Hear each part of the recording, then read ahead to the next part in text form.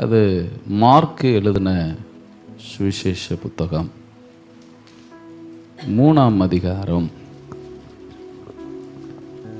14வது வசனம். அப்பொழுது அவர் 12 பேரை தெரிந்து கொண்டு அவர்கள் தம்மோடு கூட இருக்கவும். ஒரு ஆமென் சொல்லுங்க.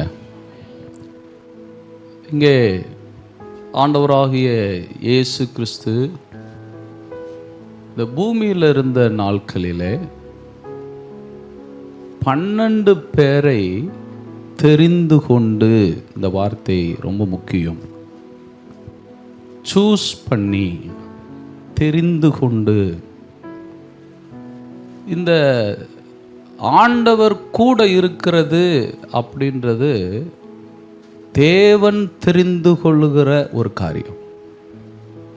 யார் ஆண்டவர் கூட இருக்கணும், யார் ஆண்டவர் கூட இருக்க முடியாது அப்படின்றது யார் சூஸ் பண்றாரா? தேவன் சூஸ் பண்ணுகிறார்.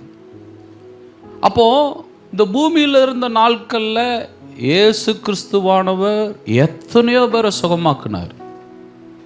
நூற்றுக்கணக்கான ஆட்கள், ஆயிரக்கணக்கான ஆட்களை சுகமாக்குனார். ஆனா என் கூட இருன்னு என்ன பண்ணல, சொல்லல. கொஞ்சம் பாருங்க. என்னதுக்குப்பா வந்திருக்கிற? சோத்துக்கு வந்திருக்கேன், இந்தா வாங்கிக்க, கிளம்பு.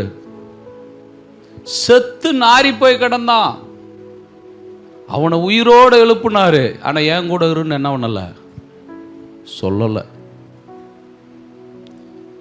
பெரும்பாடுள்ள ஸ்திரீ இயேசுடைய வஸ்திரத்தை தொட்டு சுகமானா, ஏன் கூட இருன்னு என்ன பண்ணல, சொல்லல. திமிர்வாதக்காரனை சுகமாக்குனாரு, உன் பாவங்கள் உனக்கு மன்னிக்கப்பட்டுச்சுன்னு சொன்னாரு. ஏன் கூட இருன்னு என்ன பண்ணல, சொல்லல. 38 ஆண்டுகளாக தேவனுடைய ஆலயத்தில் அந்த பெதஸ்தா குளத்தில் உட்கார்ந்து இருந்தவன் 38 ஆண்டுகளா எதுக்குள்ளே தான் உட்கார்ந்து இருக்கிறான்? ஆலயத்துக்குள்ளே உட்கார்ந்து இருக்கிறான். ஏன் கூட இருன்னு என்ன பண்ணல, சொல்லல.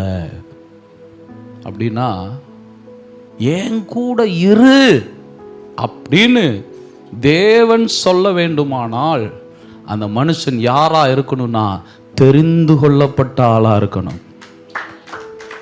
நல்லா கவனிக்கணும். இந்த நாள்ல அழைக்கப்பட்டிருக்கிறவர்கள் அநேகர். இந்த வார்த்தையை கேட்டுக்கொண்டிருக்கிற அருமையான தேவனுடைய பிள்ளைகளே, ஒருவேளை நீங்கள் அழைக்கப்பட்ட நிலையில இருக்கலாம்.